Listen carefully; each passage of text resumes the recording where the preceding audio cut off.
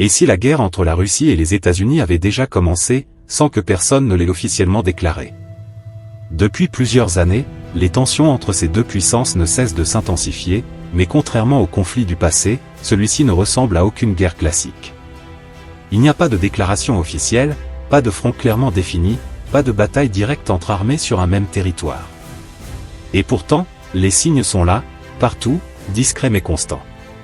Une confrontation silencieuse, progressive, qui se joue sur plusieurs terrains à la fois, et qui pourrait redéfinir l'équilibre mondial. Pour comprendre cette situation, il faut dépasser l'image traditionnelle de la guerre. Aujourd'hui, les conflits ne se limitent plus à des affrontements militaires directs. Ils prennent des formes hybrides, mêlant pression économique, influence politique, opérations cybernétiques et démonstrations de force indirectes. Dans ce contexte, la Russie et les États-Unis s'opposent sans se confronter frontalement, chacun cherchant à affaiblir l'autre sans franchir le seuil d'un conflit ouvert.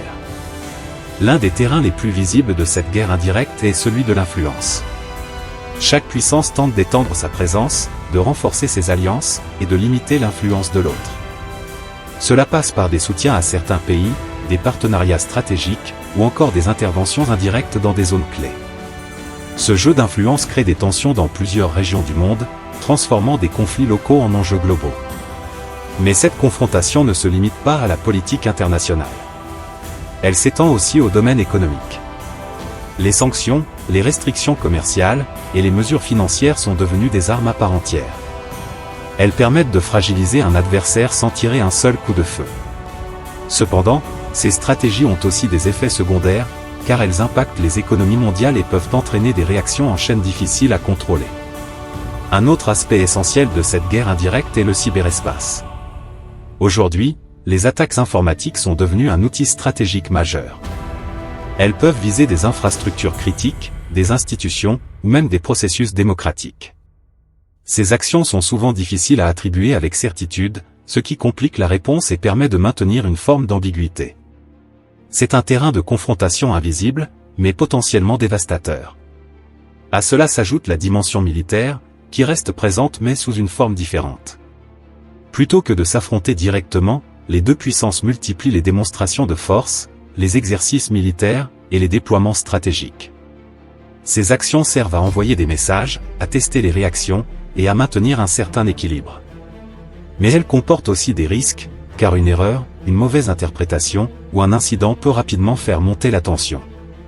Ce qui rend cette situation particulièrement complexe, c'est l'absence de limites claires. Dans une guerre traditionnelle, les règles sont relativement définies. Mais dans une guerre indirecte, les frontières sont floues, les actions sont souvent ambiguës, et les responsabilités difficiles à établir. Cela crée un environnement incertain, où chaque acteur doit naviguer avec prudence. Il faut également prendre en compte le rôle des autres puissances. Dans ce type de confrontation, aucun pays n'est totalement neutre. Certains choisissent un camp, d'autres tentent de maintenir un équilibre, et certains cherchent à tirer profit de la situation. Cela rend le système international encore plus complexe, car chaque décision peut avoir des répercussions multiples. Ce qui est frappant, c'est que malgré cette montée des tensions, une guerre directe reste évitée. La raison principale est simple, les conséquences seraient catastrophiques. Une confrontation ouverte entre la Russie et les États-Unis impliquerait des risques énormes, y compris celui d'une escalade incontrôlable. C'est pour cela que les deux camps privilégient des stratégies indirectes, cherchant à atteindre leurs objectifs sans franchir certaines lignes rouges. Mais cette absence de guerre ouverte ne signifie pas qu'il n'y a pas de conflit.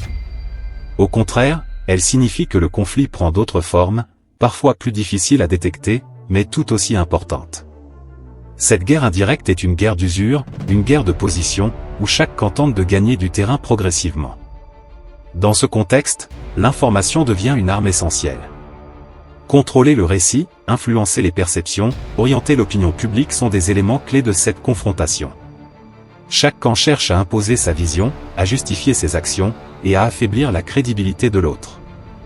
C'est une bataille permanente, qui se joue autant dans les médias que sur le terrain.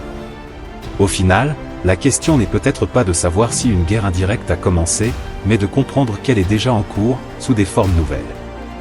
Une guerre sans déclaration, sans front, mais avec des conséquences bien réelles.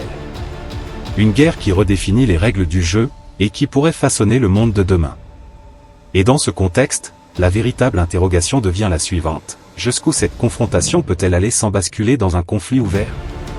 Car dans un monde où les tensions s'accumulent et où les équilibres sont fragiles, la moindre erreur peut avoir des conséquences considérables.